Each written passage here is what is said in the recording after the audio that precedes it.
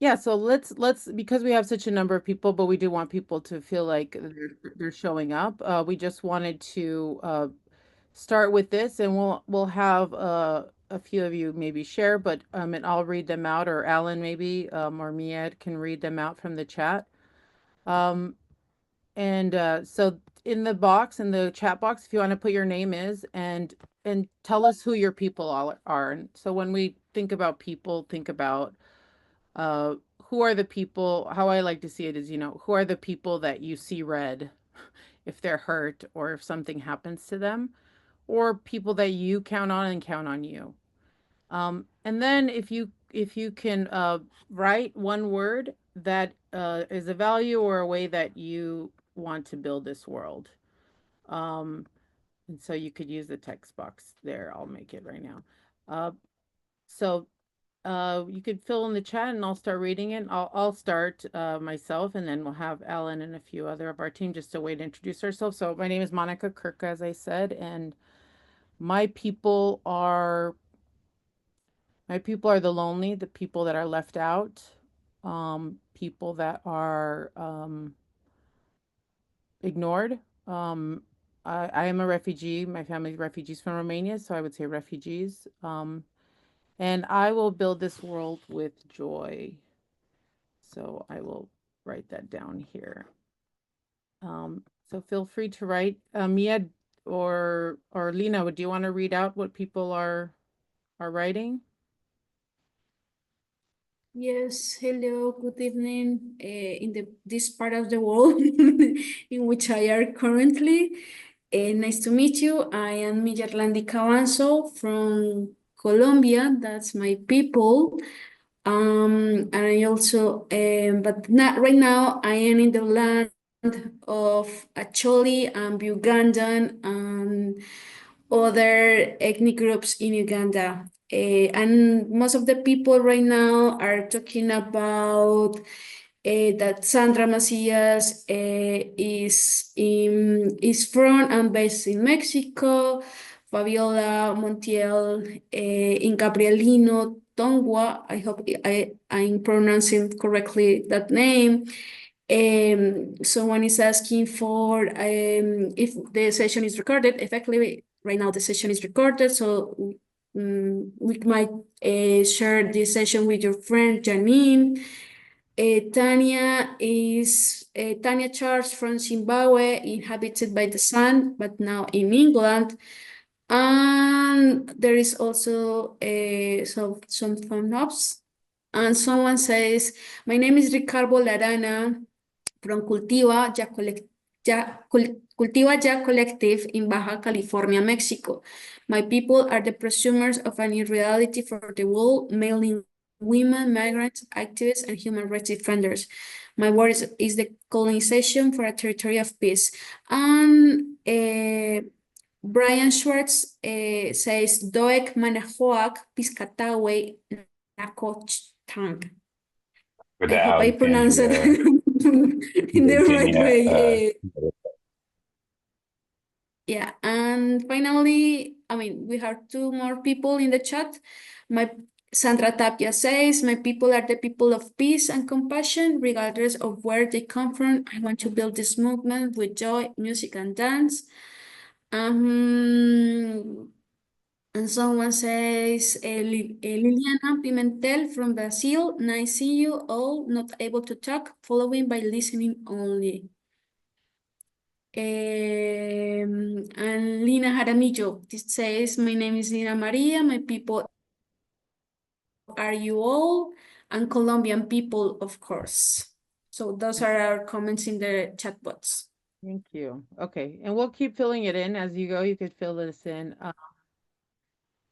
I just wanted to kind of go because of the topic is a little bit, on all sides. I just wanted to make sure that you were able to just fill in the group agreements on it. So respect inclusivity, confidentiality and trust, twice, I guess is really important.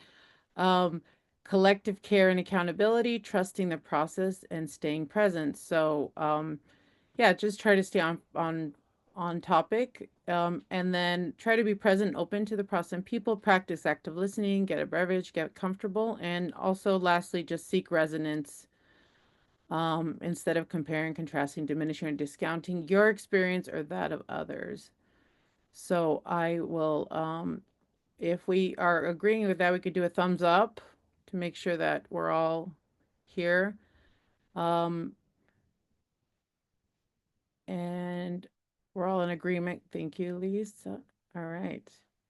So here's kind of the agenda we're hoping to go through. I don't know, Alan, how's your? We have people, Uganda and Bolivia and others. Can you read out the agenda, Alan? Sure. Hi, everyone. This is Alan. So well, we already started with the welcome and the community opening. We're going to explain a little bit about the objective and the flow of this conversation, how the process will be managed. That will include a barometer exercise, some other elements that we call the curious empathy, the naming, and also we're going to finalize with some reflections and next steps and a short closing. So we hope to keep you engaged throughout this process. Thank you so much for joining us. Right.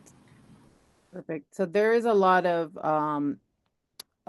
things we want to cover. So I'll just kind of go a little bit into the objective and the flow. Um, so our hope is to, in this, in this case, is to be able to get some kind of landscape analysis of like where we are, what has happened, and how it has affected us, and also how the reactions of others, or whether it be a nation state or a uh, or the sector or whatever, has been part of the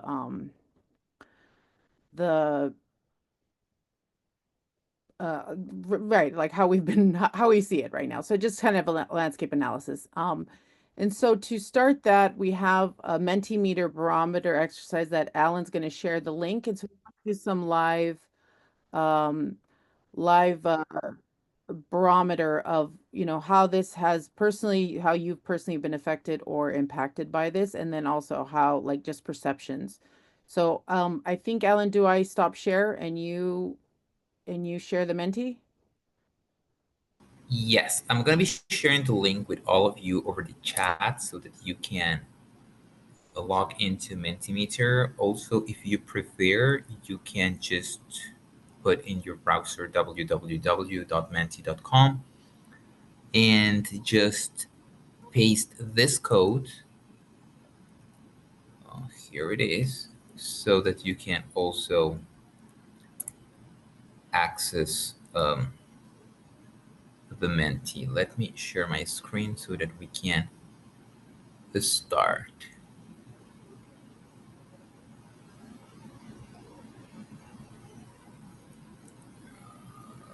Share. Okay. So please, we're gonna have like 5 questions, and feel free to, go over them. I see that people are already starting to fill their answers. So the first question is, how much has the collapse of USAID affected you personally?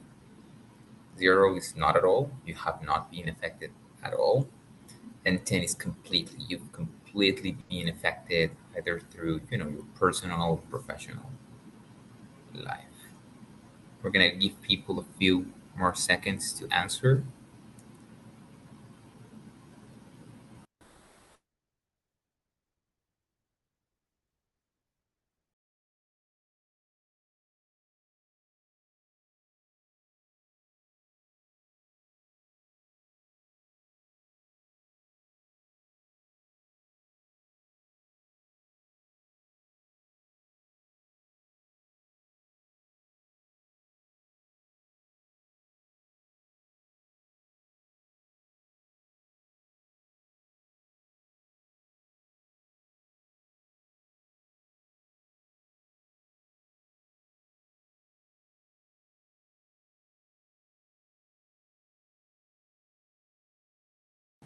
let's move on to the next question.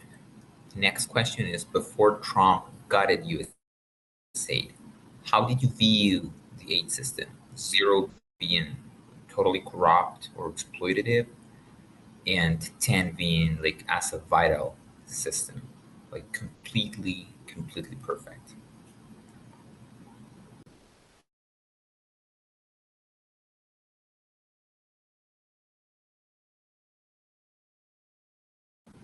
We're going to take 10 more seconds to allow people to reflect and respond. And then we're going to move on to the next question.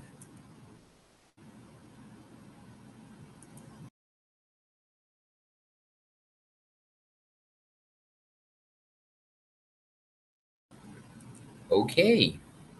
Okay. We're tending to go towards the middle in these two questions. So now let's move on to the next question, which is, how has your perspective on aid shifted since its collapse?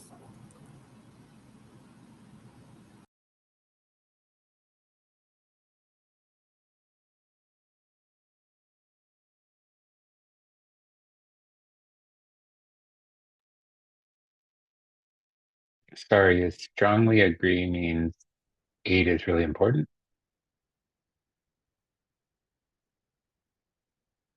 Sorry, I think it means that it has changed strongly, or the other one is that it hasn't changed at all.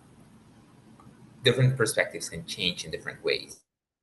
So, due to the Like you strongly agree that it has changed. I'm not sure about that answer though. Yeah, I think Agreed. let me see. Yeah, I agree. Yeah, it was a yeah, little confusing. Let me think. I think maybe that if you say to yourself, my perspective has changed or my perspective has not. So has it changed a lot or a little bit? So a lot will be that strongly agree and a little bit will be strongly disagree that it has changed. So that the issue The is changed. perspective on what? On aid? On Yeah, USAID? On yeah, your previous perspective. okay. yes, yes. Has it Has your shifted? So perspective, you know, shifted a lot or very little?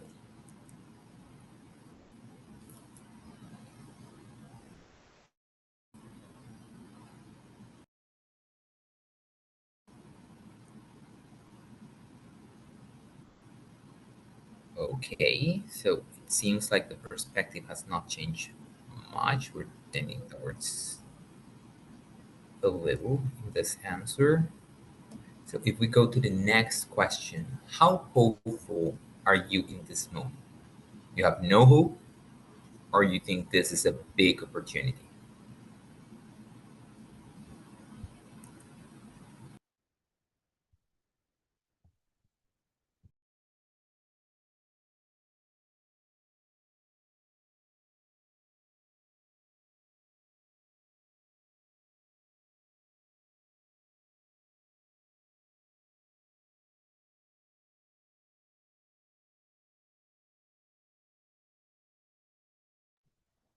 I saw that if you put your mouse on it, you could see how many voted on each one, as well as you could see yeah, that's interesting.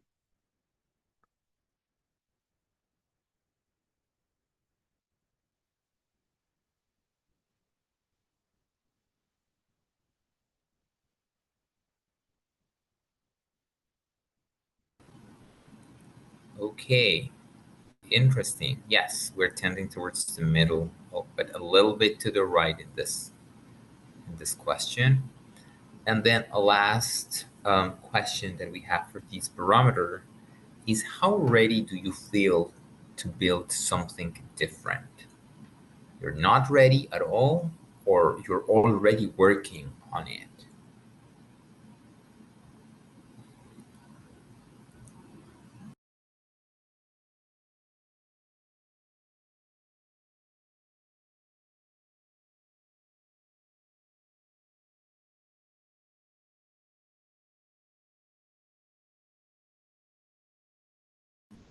Okay, this is interesting. We're tending towards the right this time around.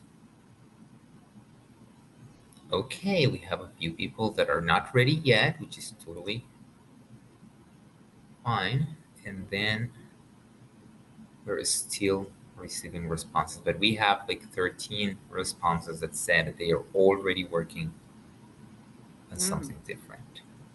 Okay, Yeah, this is very I'd love to revealing, hear. I think. I'd love if a few people could unmute and like just share just a few minutes of, which questions kind of resonated and what, if something shifted in you before and after, or if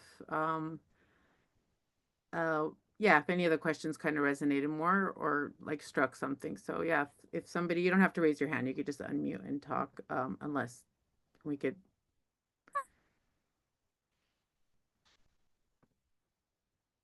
I know Tina had a lot to say in some places. Okay, I'll contribute something. On the question of hopefulness, I put in the middle of the scale, and for me, it's because in the one hand, I see that it is a huge opportunity. I think with everything that's being said now, it's a real moment of kind of clarity and seeing the systems for what they are, which I think is really necessary in order to shift into something different.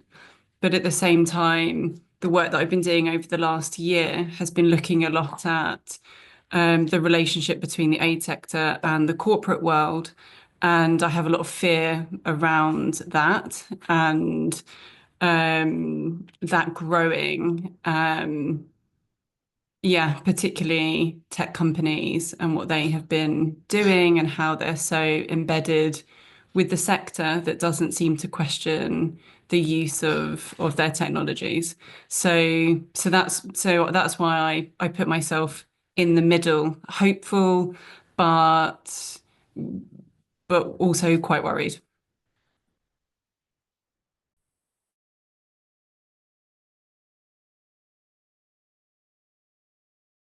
I'm talking here and nobody could hear me.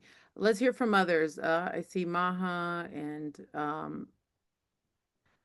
Lena or Miranda, Asmik. I'd love to hear just if something kind of popped out at you or anyone. Sarah. I can say something. So I mean, okay, I'm very ambivalent about just like the development sector in general, and I think probably a lot of us share this opinion. And so I understand that like there's critical services being denied, but I think that the bigger problem, I think, in these narratives and discourses is that we're not able to talk about a lot of the issues. And then and when you do, it seems like you're ending up at the same conclusion as like the right-wing people, which is that these organizations are terrible, but you're obviously not operating from the same set of assumptions and like knowledge. So it's like, how do you hold these conversations about these organizations and how they operate without reinforcing something inadvertent that the other side is trying to push? Yeah, I hear that. Lena, let's hear from you and then we can go to the next part that we'll have more time to share similar. Thank you, Monica. No, I just wanted to say that I resonated a lot with what Tina mentioned because, I mean, because we are suffering because some people just lost their jobs and everything, and we have to cover like basic needs. And at the individual level, it's more difficult to start reflecting right now of the opportunities that we have as within the system changes that we would like to see and the systemic changes that we already talk about it for a long time. So I think that's the reason why we feel like hopeful, but we are worried about the situation that personally everyone is facing as well. Yeah. And yeah, and I think just to add a little bit, I think what you like Maha kind of mentioned, being in the US, I think whether you're immigrant, I know she's an immigrant, I'm an immigrant, but we're American. This is like the government that we have. And so I think it's in this polarized like binary, it's like we have to kind of choose a side. And so we don't want, democracy to backslide, but at the same time we have, we know that this is more complex and it hasn't been as, useful as kind of it's being claimed. And so it is a challenge. So just from the chats, I see Thea said, "Well, I've always known and wanted to change the way aid and peace building projects operate in the world as part of the continued colonial project of the West. I never imagined that this was a step that would need to happen to ignite and engender a shift um, so suddenly. I have concern that not enough uh, are already thinking about what they can do to participate in the human sector." Yeah. And then the aid cutoff might be from Tokozile. The aid cutoff might be an opportunity to reduce dependence on aid. However, the abrupt change will have a negative impact on those benefiting from the aid while governments come up with measures to deliver services. Yeah, I think the urgent and the emergent, at some point there's going to be a clash. So that's going to be challenging. Thanks to people who shared on that. I wanted to go to the next part of this, uh, if we can. And um, so this exercise, and I do want to make it like a open space technology, because usually when we do breakout rooms, like there's a mass exodus, because it's like I don't want to talk to somebody. I get it. So we can definitely do more open space technology if people are like hell no. But if you're open to having, it'll be 3 people per breakout room. And what we wanted to basically frame is a question that says, and I unfortunately we're gonna give you the back door here because I didn't write it in there. Here we go. Okay. So here's the question. I'll just put it on here. That we have is when the aid sector went down, I felt, and you could look at the emotions. This is a more positive emotions. And this is more negative emotions. And but I'm resilient or strengthened by that.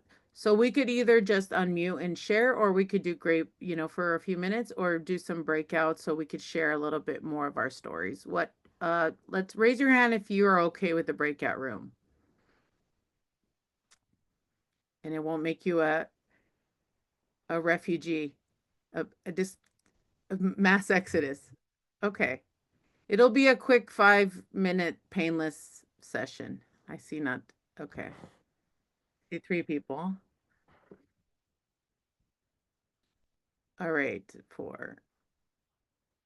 All right, I don't see a lot of enthusiasm, but who's okay, now put your hands down. Who's like completely against this breakout room and rather do it? Yeah. Who is completely against it and will leave? Okay. One person. All right. Okay. Well, okay. We seem ambivalent. How about we make it a painless 4 minutes? And you please don't leave. I mean, I know it's awkward sometimes, but if we could share, I find in smaller groups we could actually share a little bit more of our stories a little bit more clear. And then when we come back, we'll have a chance to kind of place what we did. So if it's okay, we did have more votes uh for it. And so let's okay,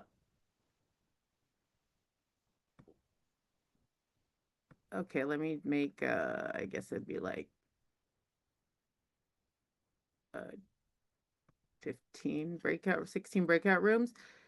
So you're going to be randomly chosen. And so you're just going to answer this question. When this happened, I felt this, but I'm resilient, or I have hope because of this. And we'll bring you back in 5 minutes. I promise nobody will die in the making of this breakout room.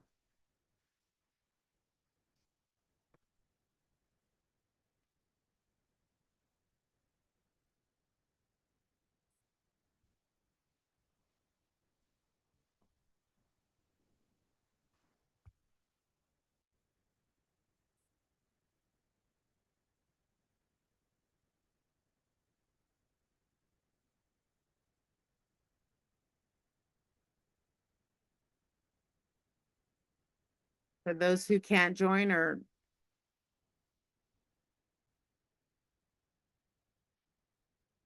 I'll be in here. If Rodney or Allison, since there's 3 of us, if you want to unmute and share, we could just do the breakout room in here, if you're able to. Sorry, I should have, was I supposed to pitch? Oh, no, I am supposed to join a room 9. Is that up? Hey, yeah, you could go there. I'll be in here, so whatever you want. Hey, Rodney.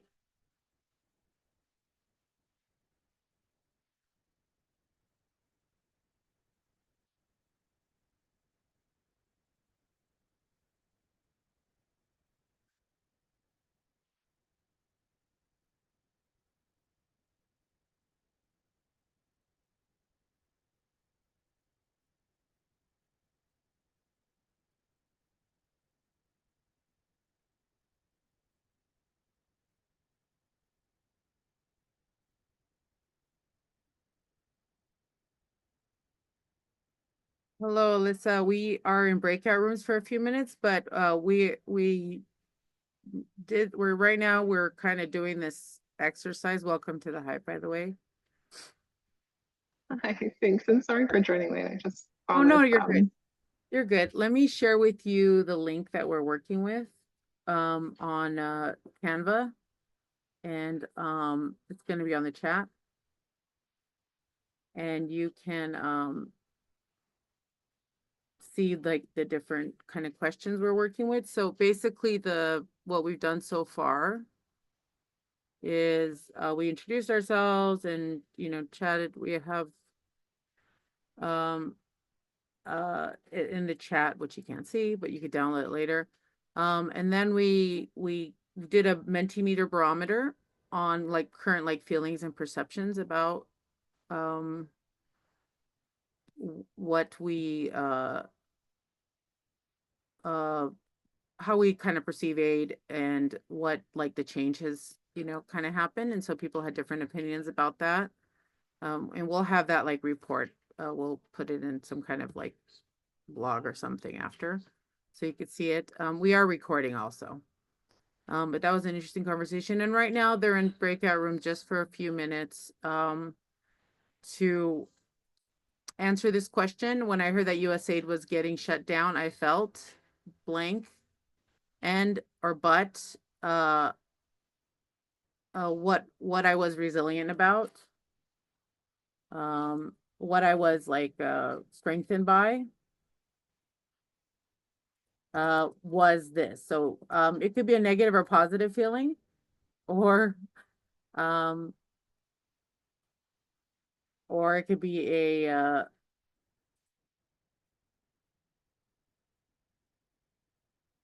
so yeah, if you want, I can share a little bit myself.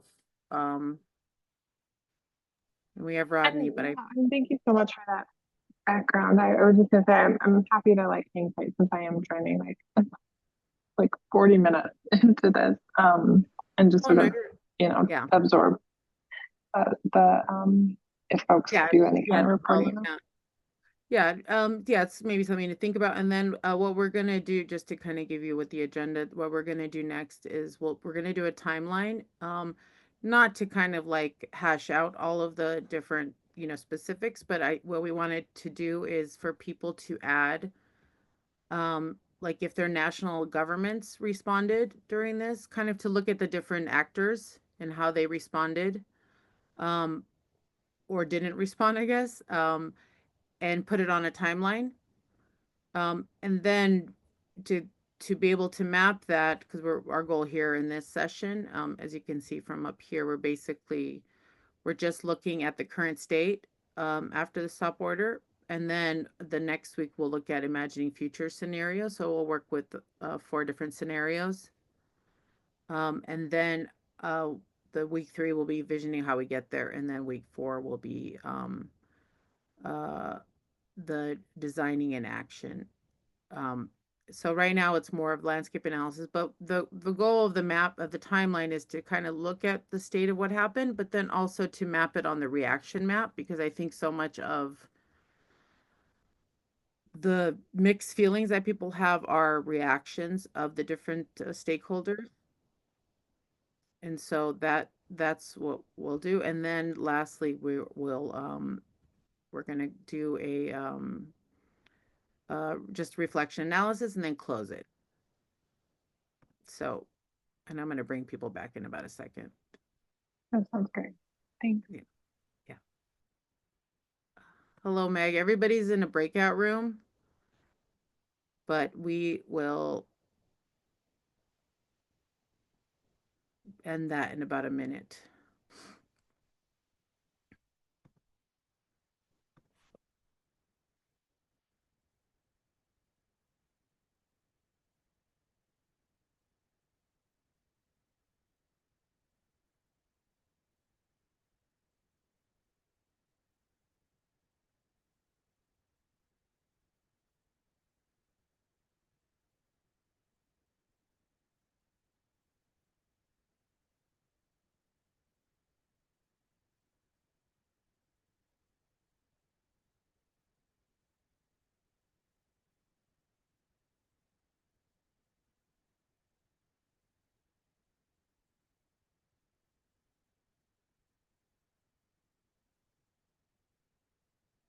Megan, no problem. Here's the link to the Canva that we're all working with.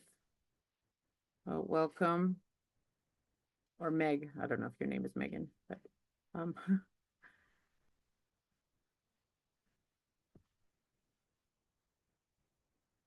right, I see people have made it out alive.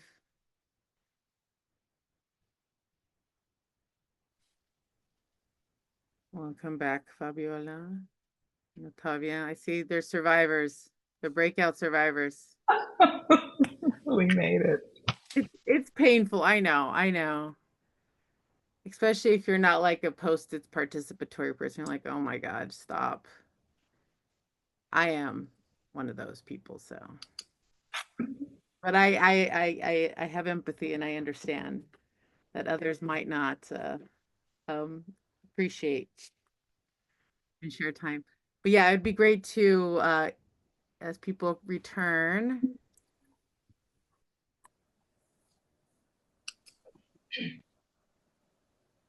To hear what, if a few people want to share what they discussed and like what their emotions, and how we can do that more collectively is if you want to take one of those stars, and I can make more, and put it on,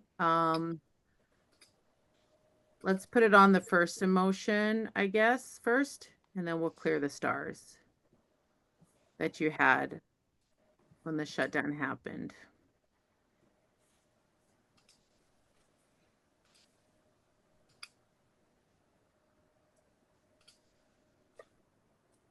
Oh, you know what? Let me put this on the back. I can share my reaction and then I guess my partner's reaction from the chat or from the breakout group. So briefly, my reaction was almost best described as cringe, because I realized that I would now have to navigate how to advocate for the retention of a facility that I for so long have critiqued and is a colonial facility, is not the ideal model for delivering, I hate to even say aid, it's reparations and what the global majority is owed from the United States. But now for the sake of the bigger issue of like the constitutional crisis and democracy having to kind of figure out pretty quickly the proper messaging in the midst of all this. And then my partner, I'm forgetting her name, but she actually works with the South African government and monitors and evaluates government level programs. And her reaction was more concern around how there was no warning about the withdrawal and the immediate services that were being delivered through USAID, especially in particular around HIV services and resources, are now immediately disrupted, and leadership is already slow to respond in the first place, like any government. And because they had no warning that this was coming, people will be immediately harmed while the rest of us figure out what to do or what to say. There is immediate harm being felt.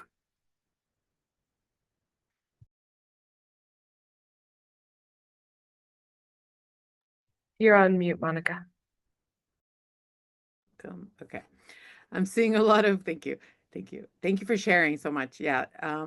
And that's really, yeah, I think it's like this complex feelings, right? But I am seeing a lot of like disheartened, uncertain, angry, confused, but then I'm seeing like clarity, a few on clarity and hopeful. So I'd love to hear from somebody who felt clarity about this once you heard it. If you shall be I so can brave. jump in. Yeah. I am Lisa John. So I think for me, some of us who were around in 2016 when the first, the Trump's first term was taking place and there was the Mexico gag rule implemented. So lots of organizations working on sexual and reproductive health rights were affected. There was a similar phase of, just abrupt stoppage of work. So I think for me, it's almost like at a larger scale, but we do have lessons in civil society of how we coped with that, which governments stepped up, what alternatives emerged. And then more recently, but at a smaller scale, we've had both the UK and Sweden, just drastically change their aid policies. So in a way, it kind of points to the fact that there are lessons and there are strategies for how we rebuild, but on a long-term level, it's just the writing on the wall really is that the aid architecture needs to be, completely revamped. There is the idea of the global public investment that's been discussed for several years now. Lots of governments have stepped up and engaged with that. So it's really time for us to ensure we're not in this position again, right? And that across sectors we're actually standing up and calling or investing in the alternatives. Thank you. Abraham, do you want to share? I see your face, beautiful face. Yeah, what you put, or your partner? Yes, I place my star to anxious. My colleague Sarah and I were just talking about accountability in Liberia. There was a civil war a couple of years ago, and UC and the US government was actively supporting the establishment of war crime court that would have brought accountability and people to account for what it did. Like my child who was affected and everything. But then this abrupt stop or pause to US funding has brought a gap. And I was just thinking about there hasn't been any problem in history that usually does not come with opportunity. So I think it is time that we harness the opportunity, whatever outcome that process will be something that Liberians can own for themselves and does not have an influence, outside influence. And yeah, and also another aspect of this is there are a lot of government, the budget, a lot of it goes to just salary payment and buying cars and corruption and stuff, and USAID does most of the heavy lifting when it comes to development projects. So this happening, will have a consequence on the marginalized population, but at the same time, it gives an opportunity for this population to rise up and demand good from their government and their leaders. So these are things that we're looking up to, and we're hoping that this, yeah. Thank you. Thank you. Yeah, lots of complex. Thea, do you wanna share anything? I know you had some things to say on the LinkedIn. Yeah. Hi, everyone. I'm Taya. I am US based, but I work for a predominantly South Caucasus peacebuilding organization. And 2 days prior to the freeze, we had just come off of an amazing strategy meeting with a lot of our partners in the region who have been feeling really disheartened because of a lot of the right leaning changes politically in that area. And I think my immediate feeling was just disheartened because we just felt so empowered and so excited to continue working. But 80% of many of our partners and our funding is determined by the US government. So that immediate disheartenment, I think I was talking to Yehuda in my breakout session. What came from that was, or beyond that, was also a curiosity about the certain tenets that we discussed as a strategy in the strategy meeting with all of our partners about wanting to find more opportunities for mutual aid and mutual support among our organizations and our civil society networks, not feeling like we're all competing for the same funding, for the same grants, and trying to outcompete each other, but being a bit more cooperative and more intentional about working across our different ideological divides. And I think with this change and this demand for finding new opportunities for funding, we can kind of put those values into action and be really intentional. And so I'm looking forward to the next steps. And I think, as Yehuda had mentioned, when a door closes, a window opens. And as peace builders, we're very used to that being the case. And so I also put clarity for myself and knowing that I'm really driven to help my organization and work with them to find alternatives and a better way of engaging in the work. Thank you. Yeah, I think that, yeah, like the resiliency, right? Like how we adapt to this is kind of really interesting. Also, I was like looking for Yehuda, and his screen thing is like, so it looks like it looks like he was ready to be called out here. Yeah, I think I think this idea that these emotions are so complex, but we're here because we're thinking there is a radical way to, like a radical imagination that we can tap into. And so what, yeah, let's hear a little bit about like what shifted, like what was the shift in you. And I'll share a little bit. I think for me, I was I was like disheartened knowing that, so many of the programs that we work with and support, are supported by this. Knowing, I mean, it's money, and it's a lot of money, so, it's, and especially in a sector where there's little money for peace building, and like in our work, and so there's so little, and it also took so long to even convince people that peace building is worth investing in, and now, it's gone. But at the same time, knowing our sector, I was, it's become so technocratic and so like program managed that I wasn't exactly too sad, to be honest, because I really don't think that was a very like organic or sustainable way to build, community strength in civil society, or where society is leading their own change. And then I think I've felt a little bit of frustration by the responses, which we'll get to in a minute. Um, uh, and uh, and then even yeah, a little bit of like fear, or not fear, but when I kind of, I would say, like, I was discombobulated, and then I kind of found my voice and like what I was thinking. And then it was like others kind of, I felt, putting fear in me of like, oh, you're so brave, or you shouldn't talk about this, or and because it's not a popular opinion, right? And I think that was something that I needed to like take into account and like say, okay, we have to be vigilant. But I just keep like sitting with this idea of like, this is not our time to shrink.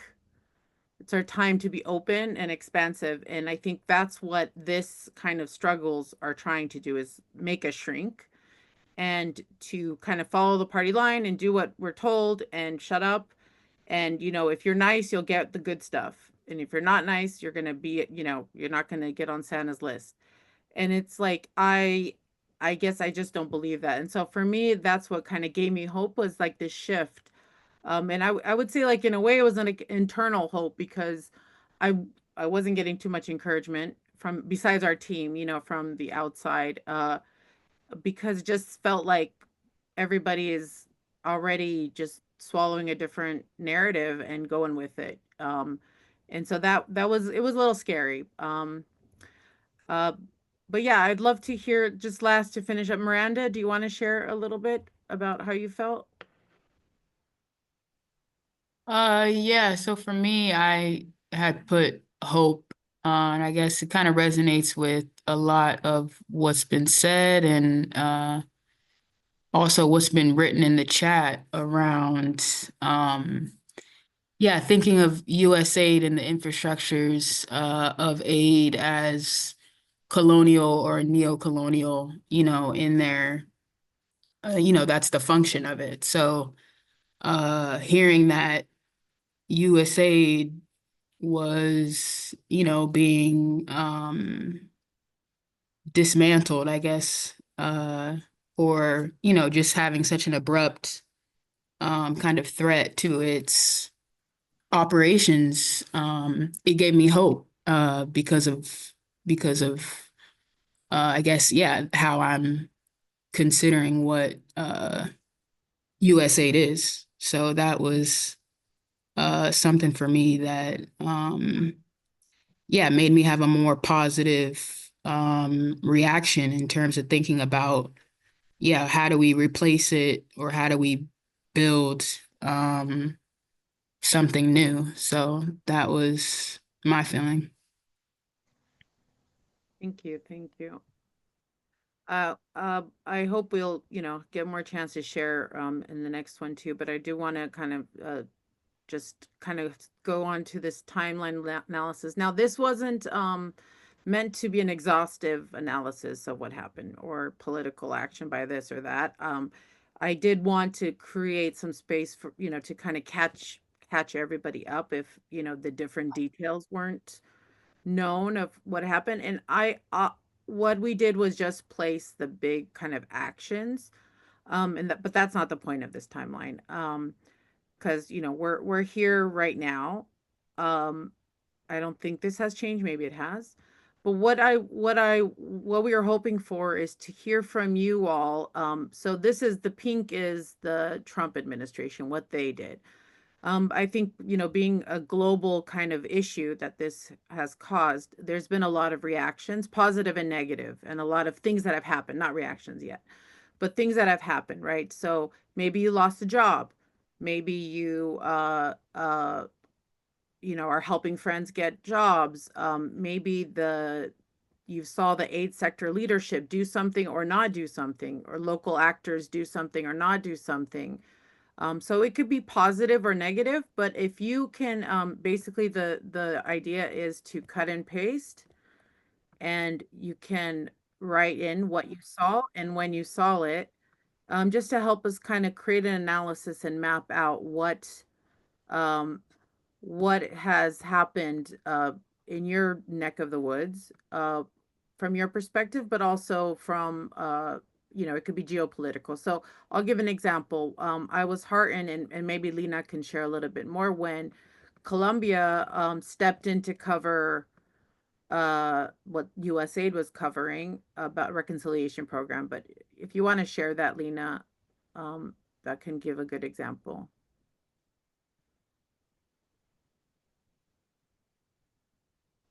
You know what? She's not here because she's picking up her Hello, son. can you hear me? Oh, you are. Okay, yeah. Go. So you were asking me to give an example about the impact at Colombia in Colombia? Yeah, Something so like it that? could be on the timeline. Yeah, if you want to just give us some what's going on there as far as like you could talk personally, but also on a government level as people are filling this out. Yes. So I think that the thing is, like, in Colombia, American cooperation represents 70% of the fundings that the country was receiving from aid development. So it was everything. And many of the programs that were supported and financed by the US government was related to the peace building process, and specifically everything regarding the transitional justice system.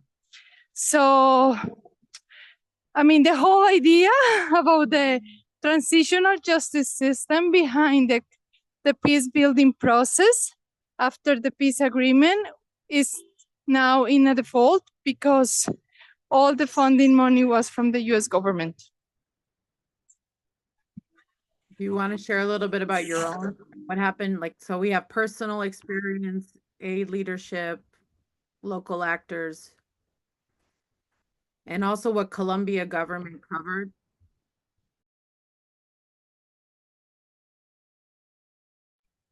Sorry, Monica, can you repeat that? Yeah, I said if you want to just share your personal experience of like what Oh, happened. yes, I can. I want to talk about this. My personal experience is I was working with an organization that was completely dependent on US government money, and we all lost our jobs. I was hired like an international remote worker, so it was not like I was Washington staff or anything like that. It was like a very different type of contract, but I was working with the organization and we all lost our jobs. So the situation was that I was losing my job, but at the same time, I'm part of a local initiative in Colombia called Agenda Joven. While I was losing my job, and I was I was having this concern about how to cover my basic needs and how to move forward with my life, because this was my career about. We are working with this local organization and we were trying to continue working with other alternative fundings and other alternative version of fundings that we were receiving to strengthen our local organization. So from my personal experience, it was like I had some kind of lucky because I had the possibility to look at two different scenarios. I was having like the impact as a local organization, but also I was receiving this impact as an international remote worker because I lost my job because of all these executive order issue. Yeah. You really, yeah, so it's like definitely a direct impact. What is there other kind of stories of some things that have happened that you saw happen? Miranda, if you want to share a little bit about or if others, or I know Tina and others kind of had some good thoughts on LinkedIn about, what they saw the sector respond and the response. So it's open to whoever would like to share it or other people.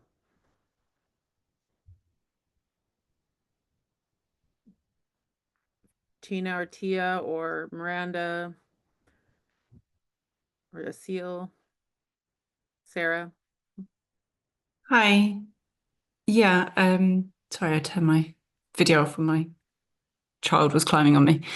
Um, yeah, I saw quite quickly a lot of responses that conceded or admitted or was proud that USAID was about American security. And that seemed to be coming from kind of the highest political levels, right down to, former colleagues that I used to used to work with in different settings. It seemed a very strong narrative, and it still does. I'm still seeing, daily this very clear like admission of the kind of self-serving role of USAID and the the admission of competition with China, which yeah, I think that was actually quite shocking to see that level of like conceding space to China as being such a strong narrative that was being picked up by everybody. So yeah, that was there. But at the same time, I think it has maybe edged some people who were already critical into being a little bit more outspoken, perhaps, and stretching stretching a little bit more into an uncomfortable space that there was resistance to before. A previous kind of complaint I've had a bit is that USAID, they fund critical spaces. So spaces that typically talk about localization and decolonization, and USAID funding is all over it.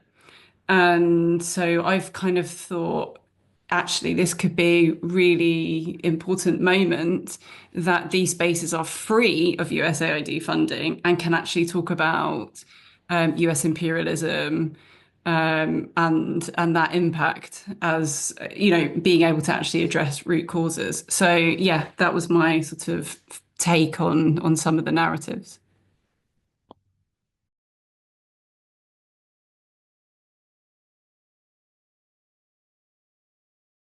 I'm muted.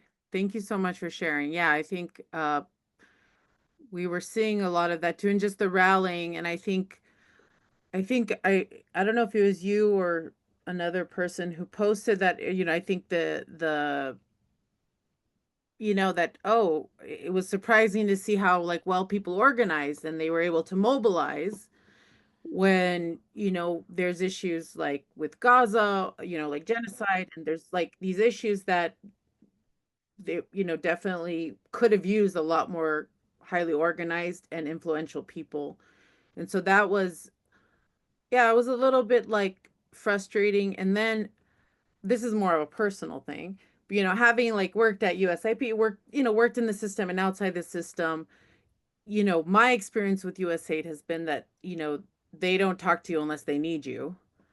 And they don't, post very much, or, that it's kind of like very hard to reach, and so the activity, it was almost like the humility of like being in need now, kind of shifted because jobs are lost.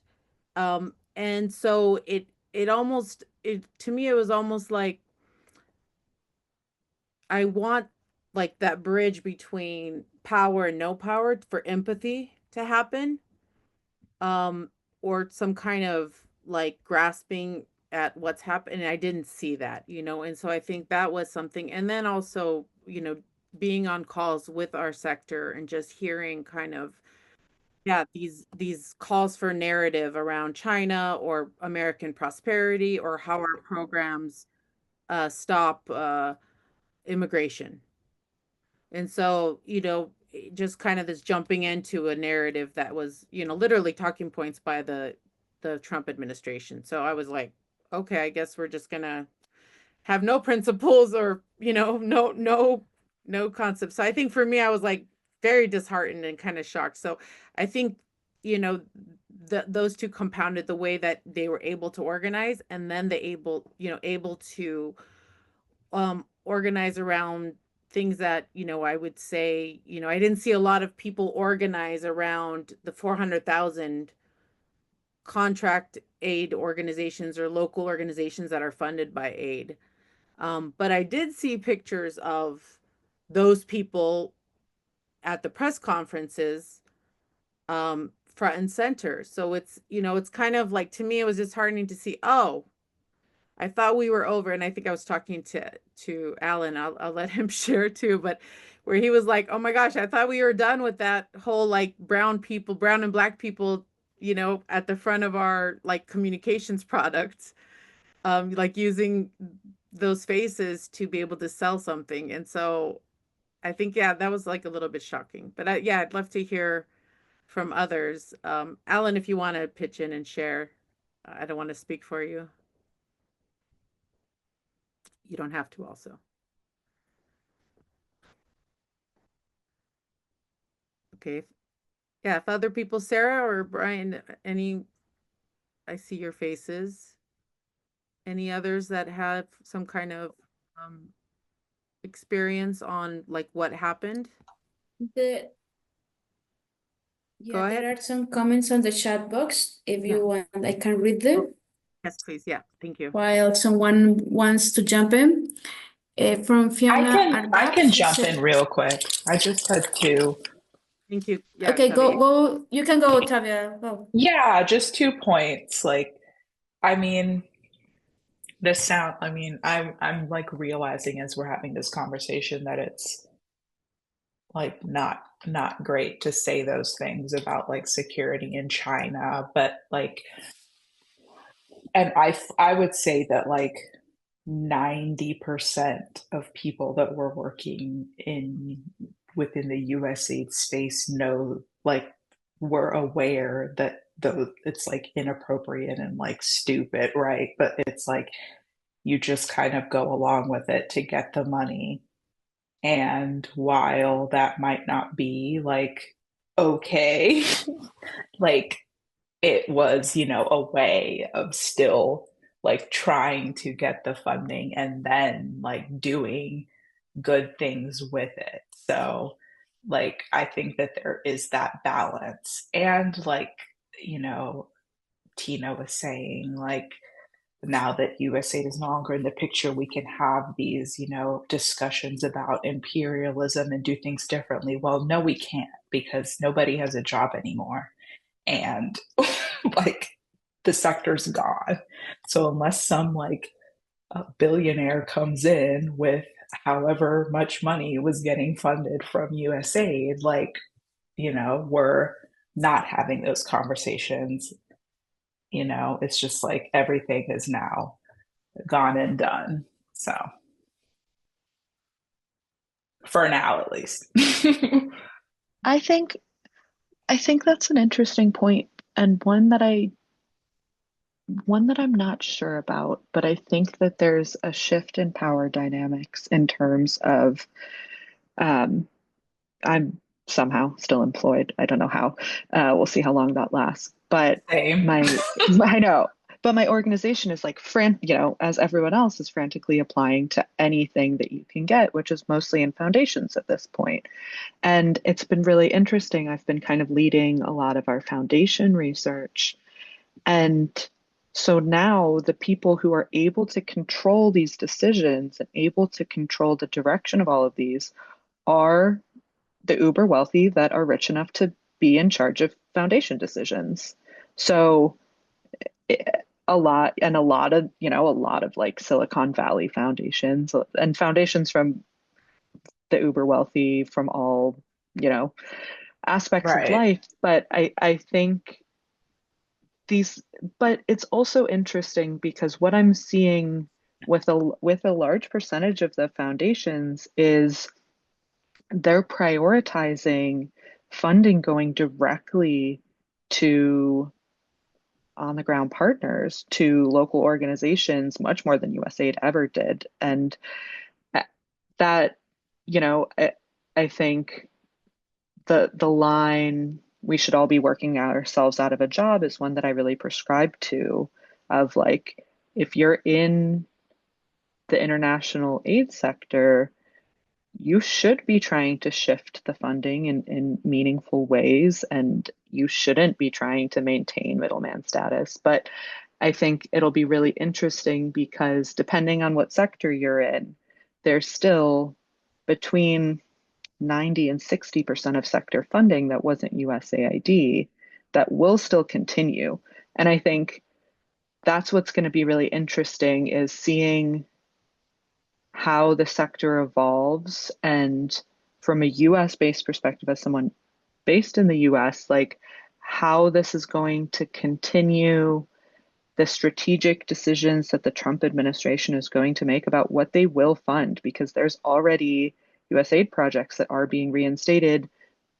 And those are very strategic decisions that they're making. And will there ever be any recovery for the US government as a bilateral partner is a really important question. But I think the sector as a whole, and like if it's just decreasing in size, or if other places are going to fill in, and if it's foundations, like will that be a different and more and possibly more equitable, but also a different power dynamic of how this sector goes. So I thought, Octavia, those were interesting insights, and that's just my add-on, is like something will continue. We don't know what it is, and it's important to keep a pulse on it, but it's just so opaque right now. Yeah, I think that it's interesting to hear from inside, what's going on and people that are funding. I want to get Sandra, and then we'll get Janine, and then it's going to be time to close. So I did want to kind of end on like what we want to look for, because I think it is easy to think, well, if we don't have this, what do we have? And I want to end on like there are future scenarios and liberated structures and other kind of facilitated tools. We've created kind of a matrix of decentralized, uh, an access around power um, and funding streams. And so I think there's ways that we can kind of quantify how to um, plan for something else. But Sandra, let's have you, and then we'll have Janine. I thank you so much. Really quickly, I have mixed feelings. I had, I felt in shock in the beginning, concern, worry, sad. At a personal level, I'm an independent contractor, but about 70% of the jobs I get are directly or indirectly through USAID. So personally, it affected me. I got cancellations all the way through April. And also because I know a lot of the people that are my clients, I work with them, I know them personally. So I felt bad for them for this sudden, change in midair. I also feel very upset and concerned for all the people that are in the middle of, AIDS research treatment, or, in the middle of whatever they were doing, and all of a sudden it's just uncertainty. Like in my case, I fortunately have other clients and, have other resources, but for a lot of people that depend on these immediately, I think it's very concerning.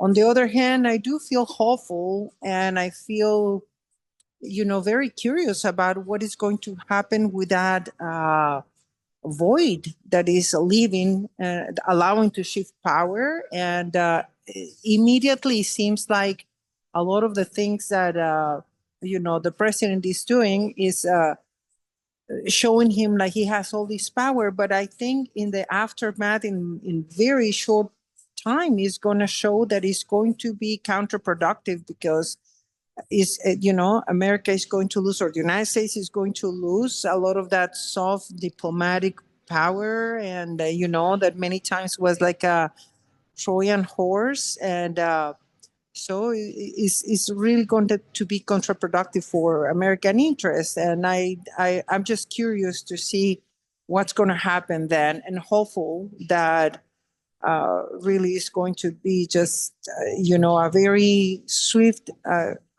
anti-colonialist move on the way that the people respond. The people that were seen as beneficiaries and recipients, and everybody else that works in this sector directly or indirectly. So, and thank you for creating this opportunity to organize and exchange points of view. Thank you. Janine, thank you so much, Sandra. Hi, everyone.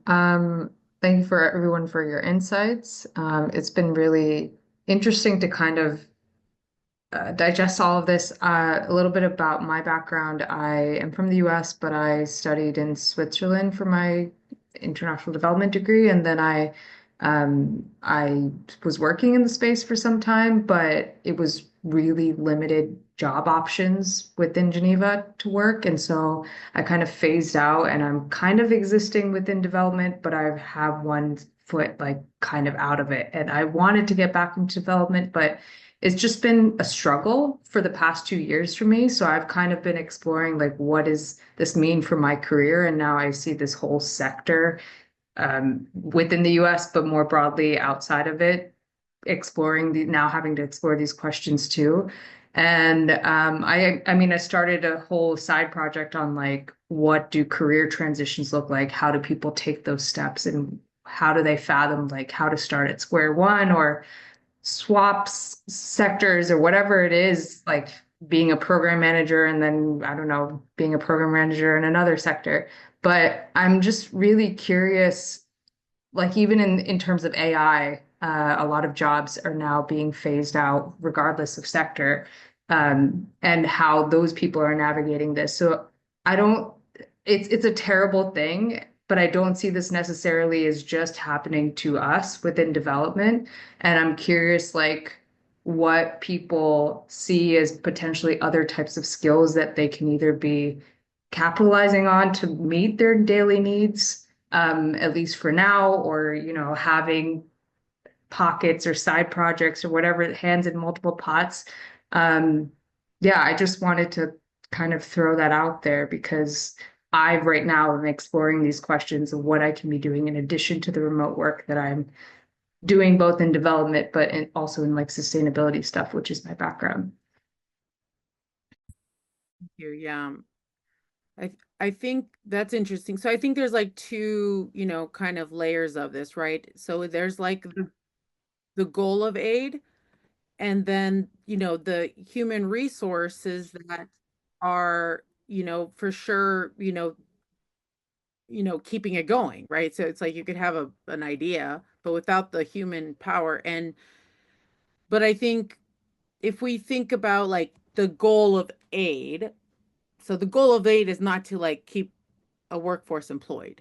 That's not the goal of development. Let's forget aid, right? Development or peace building. Like that's not, I don't wake up every morning. It's like, how can I get USAID people jobs? Not exactly, my most motivating factor. But knowing that, it takes like human force to make it run. And when that kind of goes somewhere else or is, lost, then to build it back up will take time also. So I totally understand that. But it, but I think we're like framing it in like, this is our only option and this is the only way. And so how do I fit in that box? As opposed to looking that there's many like more ways to create what is the goal, well, what is the goal of development or peace building, right? To create self-sustaining communities that are able to thrive, that, kids go to school, people are healthy, there's not a conflict that is violent, people, are eating healthy food, you know, these kind of things, that is the vision, rather than, you know, keeping the vision of this system in place. And so like having that as the North Star, I think, you know, we won't do this now, maybe next time because of just of time, but I think it is interesting to like see even ourselves, right? This kind of our reaction map to this, right? Or even to things that happen, right? So there's definitely like the vector around individualist kind of response of, you know, whether it's you or your organization, but just like how do we survive, or how do you know, how do blank, like me do blank. um and there's, you know, a survivalist or visionary. So this might be individualist. Visionary could be more like of entrepreneurial, right? Hustling. So we've seen wonderful coaches on LinkedIn and other places kind of try to vulture in and be like, oh, I have a, you know, hiring session, or like people, you know, trying to kind of capitalize, I would say, on and maybe they're more on the survivalist, sorry, capitalize on, you know, this new thing, and hustling. Um, and that's just my perspective. It like my quick like opinion. But then we can say like individuals, visionary people that are like stepping up and kind of leading, and like being a brave and saying things that kind of maybe need to be said.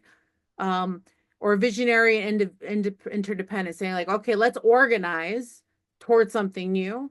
Or survival, it's interdependent, and that, you know, that's maybe these coalitions that are gathering, but it's around like the survival of the system as opposed to looking at what else is there. And so I think placing the, you know, ourselves and the different actors on this can be helpful to see like, what I think radical imagination is moving up to visionary interdependent, right? To kind of expand the pie, knowing that there's many ways of doing life and doing economics and getting a job, and many things are fulfilling.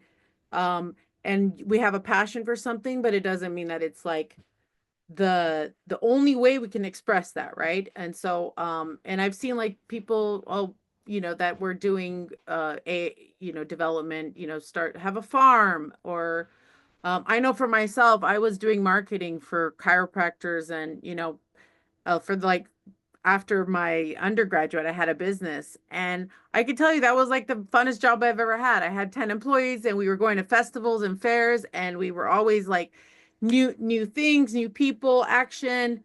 You know, it was missing obviously a lot of the, and I got sick of it, but I think like it inspired a lot of things in me that aid does, you know, that doing development or facilitation does too. But it wasn't the only way, you know, I could have like expressed that passion. So on that note, with time kind of really running low, I don't know if somebody was able to create that what I asked, but if not, it's okay. What I wanted to kind of just close with is uh this, and you're gonna again see behind the veil. It's okay. We didn't have time to put this up because it's for next week, but I wanted to kind of share what we'll put on a vector for next time, and to start mapping it out. And we'll have an amazing guest, not a guest, but a person that will participate, Riva, who has been doing radical flexible funding. She's the director of that, who consults and supports philanthropies on all different kinds of models of funding for philanthropies. But I think when we're thinking of like a new system, right, there's like these four scenarios, and there might be more. But let's just, if we just stick to kind of this model that's based on two key: decentralized or grassroots, or centralized institutional. So those would be the two kind of vectors. And the question is like how the funding is structured and who holds power. So right now we have centralized power and traditional funding. That's what aid was, right? Scenario 4.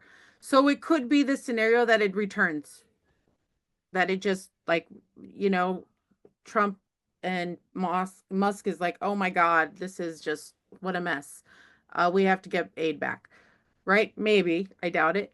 Or Sweden or Switzerland's like, we're going to be the big global funder of it, right? And just they step up and they do what USA, they see an opening. So we could go back to that. But scenario one, let's say, just use it as one, is decentralized fund power and alternative funding. So this definitely could be, where it's grassroots led funding and movements in grassroots led funding thrive. Scenario two, centralized power and alternative. Wealthy philanthropists step in, which people have mentioned, but power remains on top, right? So maybe there's lots of philanthropists, but they're funding movements. That's also a scenario that could happen. Decentralized power and traditional funding. So communities lead, but are still dependent on old structures. And so this is another kind of possible scenario. And so what we really want to do next time is map this out on a quadrant and look at who benefits, who suffers, what are the risks or opportunities, how should frontline local organization movements be prepared.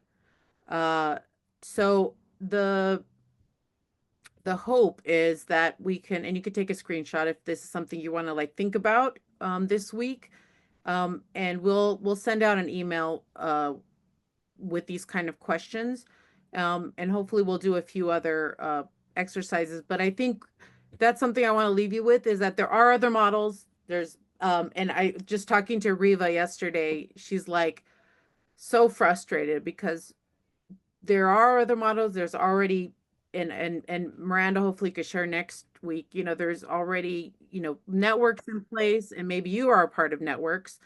Things that are already happening, but they're unfunded, unpopular, unseen. And so to scale those might be, take as much work and effort as to bring back aid. And so the question is like, where are we channeling our passion? Is it to keep the same system, knowing what the harms are, or the drawbacks, or the very complicated politics of it? It looks like that's going to be a big fight, right? So we have certain amount of energy. It's not like each of us. Together we have more. And so the question is like, how do we envision a new model? And then how do we, use that energy to channel it for that, as opposed to, again, doing kind of the survivalist individual approach to this, which, is a normal human Maslow's triangle. It's like the bottom level, right? Like that is what we do. So that's what we'll do next week. But I just wanted to close, and I'll just thank you everybody for attending. I'm going to stay on, and if people want to share like how it was for them, we'll try to do an evaluation. We'll see, but just to kind of how we can do better. But yeah, if people want to in the chat or in their or they could unmute and kind of any last reflections, and people can feel free to log off, and we really appreciate you coming. I think it's an important conversation. It'll take, many people to think and organize around this. And our goal is, after these 4 weeks, to be able to have a possible solution, like something that we can say, using deep democracy, that a critical mass has come together on, that we can start organizing around or start thinking about and building up. And so that's the goal, using a peace design process that we use at Activate Labs. And that would be something, an invitation to see like, what are our global networks, what are our capacities, our resources, and how do we, build that, even in small scale, build it bigger. And it has happened. We see it with like immigration accompaniment work, right? Where myself and our Activate Labs, we helped 6 people get asylum, but it created a whole movement where many people there's groups now that we help run that are just helping 1 person, 2 3 people. And so it's like small scale that have a big impact. So there are many approaches, but yeah, I would love to, I see others are already logging off, which you're free to, but yeah, if you want to unmute and just share, any last thoughts, or you could definitely put it in the chat. I'll open the mic.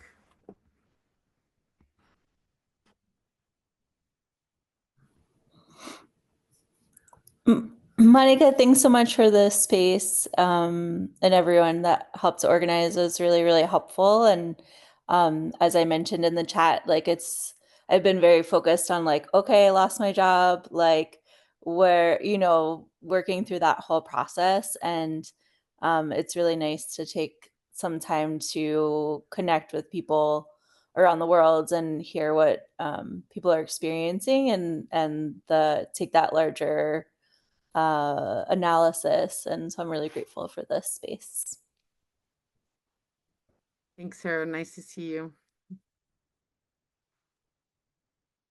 Hey, Monica, this was really helpful.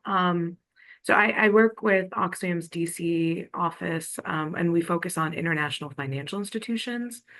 So for me, I'm thinking through these 4 scenarios, and scenario planning, you know, is definitely necessary, especially in this moment, as a means to rethink the bigger picture and the structural conversation. I think I'm curious and wondering if you think it would be possible to have, you know, this big picture convo and then more specialized or segmented discussion on scenario planning for different dimensions within the sector. So IFIs in particular have very different like power dynamics that need to be considered versus the UN system at large versus like philanthropy, of course, as you also discussed, rather than treating each of these figures or actors as just actors within this bigger picture scenario planning. Is it possible for us to also engage in the more, segmented discussions? I think that would be useful, especially for me. Yeah, that's a great question. I think just to quickly answer before I open up again, I think like the peace design labs, like that when we have a very clear answer, like we saw like design challenge question, right? Of like how might financial institutions support alternative funding structures and movements, you know, that's a very clear question, and then design around that. That's what the hope is. So yeah, for sure. I mean, we're definitely open to that, and that would be great. Yeah, I'd love to chat. Maybe I'll put my email in the chat so you have it. And then of course now I'm in the Hive listserv. So Awesome. Yeah, and that's monica@activatelabs.org. So you can also just email or contact@activatelabs.org.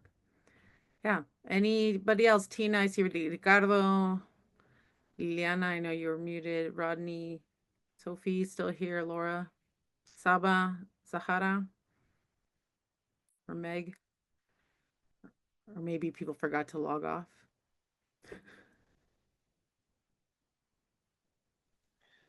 Hey, Monica, sorry, I'm all over the place, but thank you for opening this space.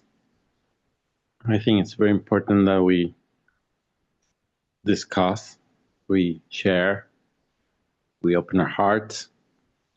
I gotta be honest, I'm so happy the empire is burning. I know it's so painful, but maybe this is the way it happened and needed to happen. And my heart goes out to everyone, but we can do this.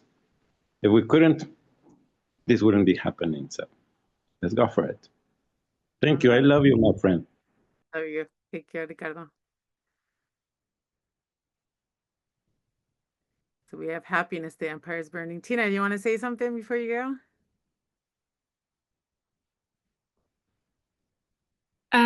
Just thank you for creating this space and for the invite into it.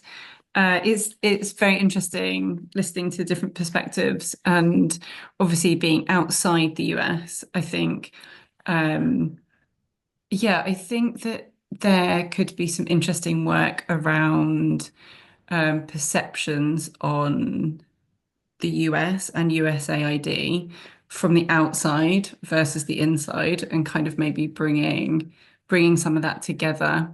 I mean, I'm UK but based in Barcelona, but I'm also thinking global South perspectives. And yeah, I don't know. I think that could be quite interesting in some way too. Yeah. I think it's been something like where voices are centered. It can be like kind of triggering for me because it feels like careerist, some of the way that this has been, it's like maintaining jobs rather than like having the big vision, but also working inside. I've saw that, most people are there for a job and, like that, and then that's, I guess I don't expect everybody to like, you know, do the passion, it's a good job.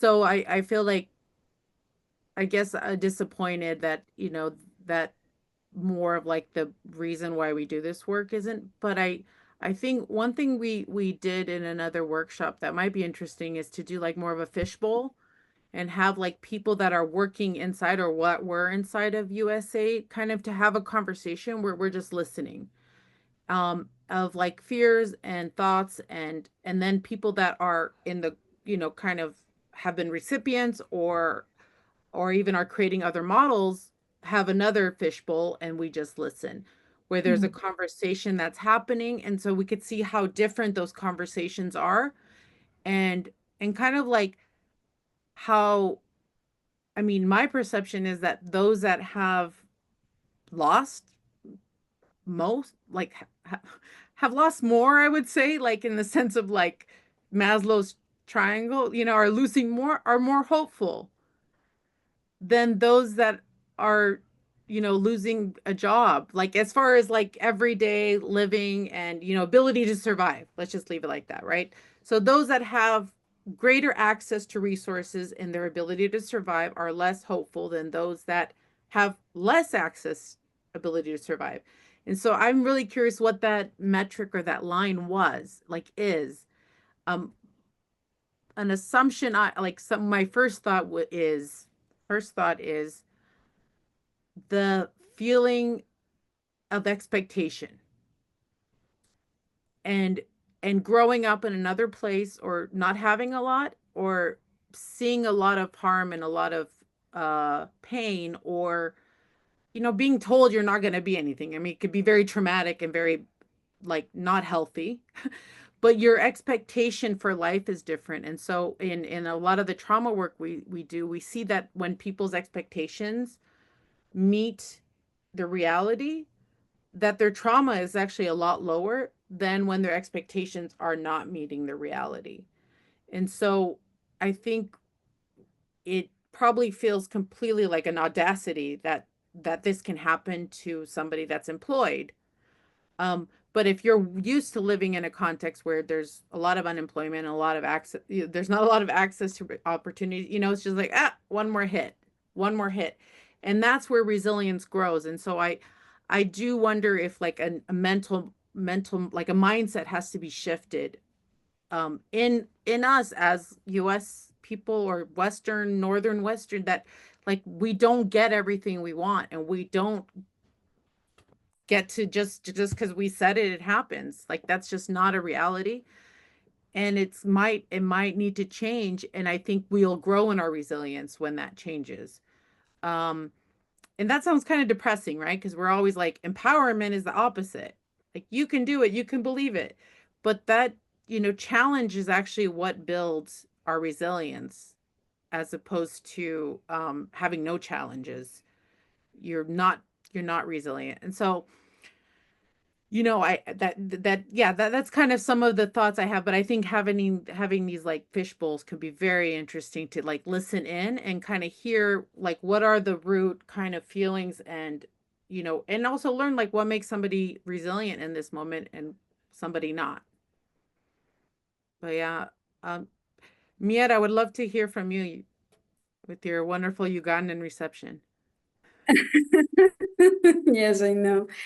Now, after this space, I'm thinking about the importance of listening the different experiences and how we can support each other in this moment of, I don't want to use the word crisis, but I'm feeling more like a transition, like this determination process, like how it feels to create networks, like supportive networks in terms of not only funding, but how can we create another world And I was, when I listened to Ricardo, I make this smile about how some people can feel happy about this moment because it's, hey, finally you realize that this is happening. This has happened through history. And this is a request, especially from people from the global south in Latin America or in Africa. Like we want to be independent and how we can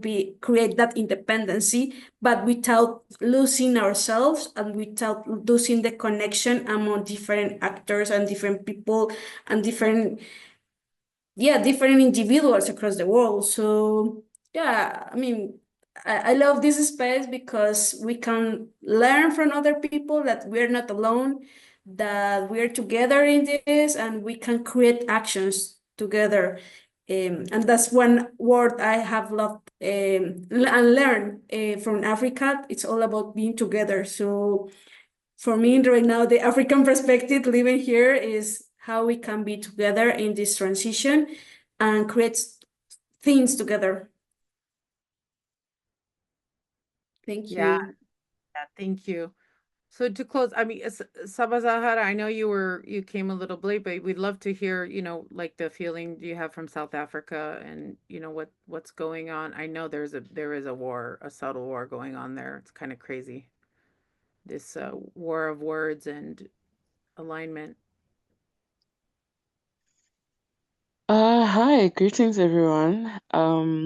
I'm not gonna be putting my camera on, unfortunately, because it's quite late here and I'm just sort of like hiding out in my cave, my bedroom. Um, yeah. Yours looks a little bit more sort of lit up. Unfortunately, mine is like, yeah, it's more on the dark side right now because I'm almost falling asleep. Um, So yeah, things are a little bit tense at the moment between the United States of America and South Africa. Obviously, I'm sure you're aware that Trump has stopped all US funding to South Africa. South Africa has also been involved in some very sort of like controversial, activities in accordance with certain things that they've stood up for leading up to this process. So one was, challenging what was happening in Palestine and taking that to the International Court of Justice, which I think was also quite a big one because America has, pledged their support for weaponry and many other things within Israel. So that tension in itself, I think, was, obviously something that was felt. But then as well, South Africa is very diverse. So, we've got a lot of Jews, we've got a lot of Muslims, we've got a lot of everything. But that was, I think, something that played a role. And then Elon Musk, comes from a like what we would say a Buddha sort of like family, like a white South African family. And although he's American, and there's that narrative, and then there's also like the narrative of the historically disadvantaged masses. And Elon has also been pushing Starlink across Africa, but South Africa has certain legislation in place where if you're coming from an international company, and it's like across the board, it's not specific to America, you have to have a proportion of that business that needs to empower like a local African person because it's African territory. So Elon, I mean, I think it's SpaceX, they refused to do that within South Africa, which is in alignment with South African policy. And then that also, built a little bit of tension. And then there's also this thing of like farm murders, and it's just very complicated. But anyway, long story short, yeah, so it stopped now. And I just saw now online that South Africa has, because I've seen the president and some other political leaders talking out saying that, hey, America like likes to throw their weight around and put sanctions and da da da da. But like, if you think about it, all the natural resources of the world come from Africa.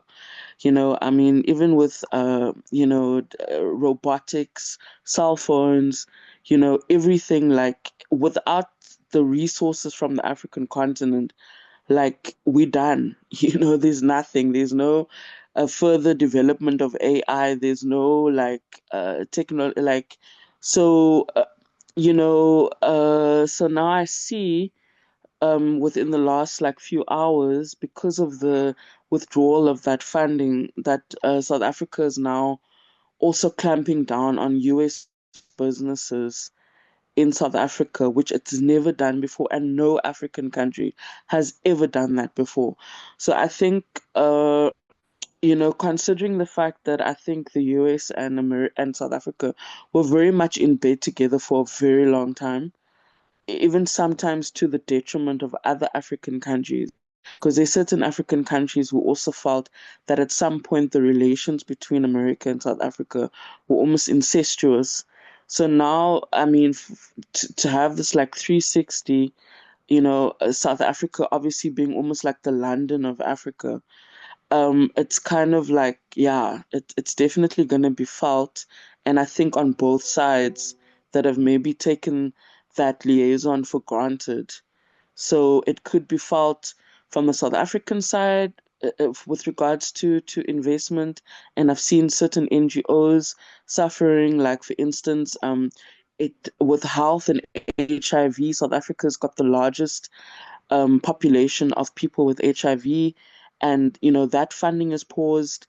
So now, like, what happens to all the people that have got AIDS? They're literally gonna die.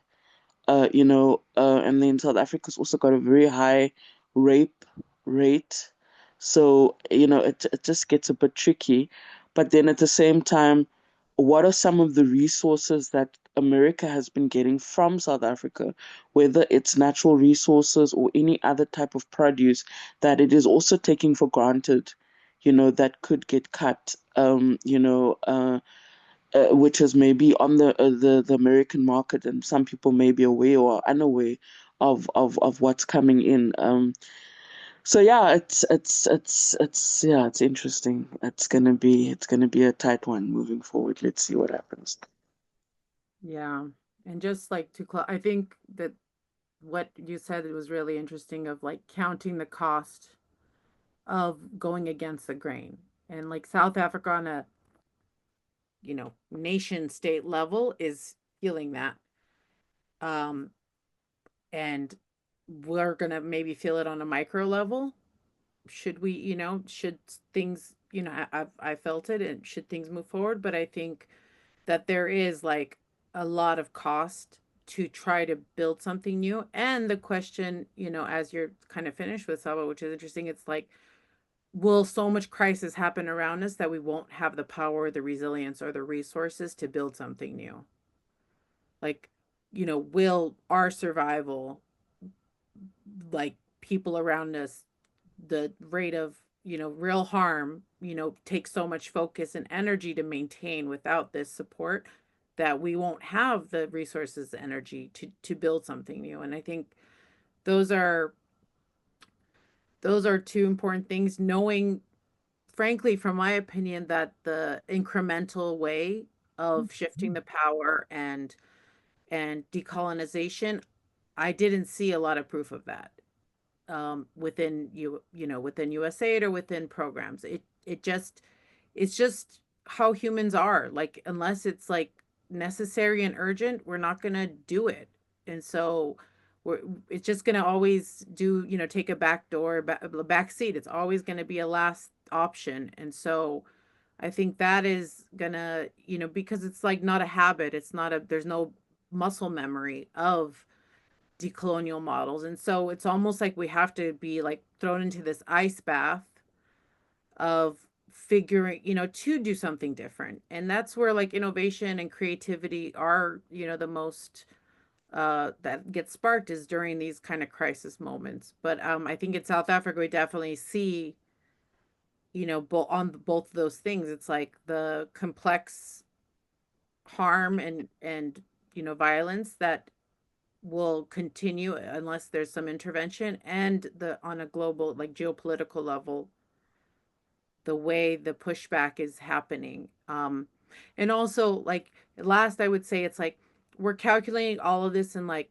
capitalist money as far as value, right? Like that is the currency we're saying is value. So it's like, I need work to make money.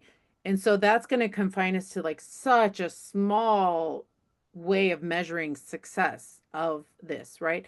Where, as you mentioned, there's so many natural resources, there's human capacity, human, social currency that drives a lot of things without money in most places. In many places, there's not money, and there's local resources and assets and power that drive things, and money, resources are found.